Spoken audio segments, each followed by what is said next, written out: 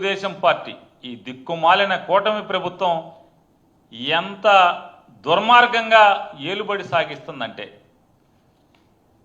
8 గంటలకి ఎఫ్ఐఆర్ రాస్తారు. అది ఎన్నింటికి రాశారో దేవుడికి తెలియాలి. 8 గంటలకి ఎఫ్ఐఆర్ అవుతూ ఆ ఎఫ్ఐఆర్ వెంటనే ఎఫ్ఐఆర్లో పిన్నెల్లి రామకృష్ణారెడ్డి గారి తమ్ముడు వెంకటరామరెడ్డి ఇద్దరు కూడా ముద్దాయిలకు వచ్చేస్తారు. 6వ ముద్దాయి 7వ ముద్దాయిగా.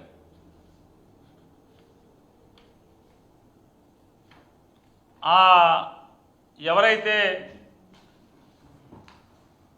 ఈ ఎఫ్ఐఆర్ ఇచ్చాడో అంటే పోలీసులకి ముందస్తు సమాచారం ఇచ్చాడో ఆ ఇచ్చినటువంటి ఆంజనేయులు ఆయన ఇచ్చాడు. ఆయన స్టేట్మెంట్లో చెప్తాడు, యాజ్ ఈజ్ ఎఫ్ఐఆర్లో ఉన్న నేను చదువుతున్నా. నా కొడకల్లారా, వచ్చేది మా వైఎస్ఆర్సీపీ ప్రభుత్వమే, మిమ్మల్ని బతకనేమో. మాకు ఎక్స్ఎమ్మెల్యే పిన్నెల్లి రామకృష్ణారెడ్డి మరియు పిన్నెల్లి వెంకటరామరెడ్డి అనువార్లు చెబితేనే మేము ఈ మటలు చేస్తున్నాం. మాకు ఏదైనా ఆపద వస్తే వాళ్ళు చూసుకుంటారు అని బెదిరించి, అంటే జీబుల్లోంచి కత్తులు తీశారంట.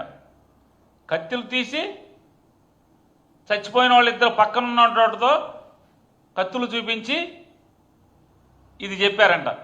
ఏమని? రాబోయేది మా వైఎస్ఆర్ కాంగ్రెస్ పార్టీ ప్రభుత్వమే 4 సంవత్సరాల తర్వాత.